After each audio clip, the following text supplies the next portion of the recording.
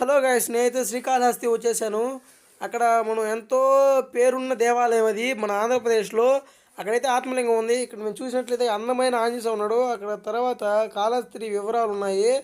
తర్వాత మీరు చెన్నైలో ఉన్న కోయంబత్తూరులో ఉన్న ఏషియా టెంపుల్ ఫౌండేషన్ చిన్న విగ్రహం అయితే ఇక్కడ ప్రతిష్ఠించారు. సూపర్గా ఉంది. అదైతే నేను చూపిస్తాను చూడండి. కొండపైన అయితే అక్కడ విగ్రహాలు ఉంటాయి. అమ్మవారిది, శివ ఇది.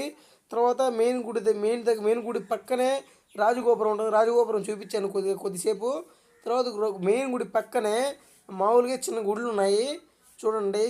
తర్వాత నేను మెయిన్ గుడికి వచ్చేసాను. మెయిన్ గుడి ఎంట్రన్స్ నేనైతే మెయిన్ గుడిలోకి పోలేదు. ఇప్పుడైతే మెయిన్ గుడికి రైట్ సైడ్లో స్ట్రైట్గా పోతే అక్కడ అక్కడ మనం చెప్పాను కదా, శ్రీకృష్ణదేవరాయలు పాలించిన విగ్రహం అయితే శ్రీకృష్ణదేవరాయలు అయితే ఉంది. ఇక్కడ గుడి ఎంతో ప్రతిష్టమైన గుడి. అక్కడ చూడండి, అక్కడ చెట్టుకి ఊగులాడుతూ ఉన్న శివ అయితే కనబడుతుంది చూడండి.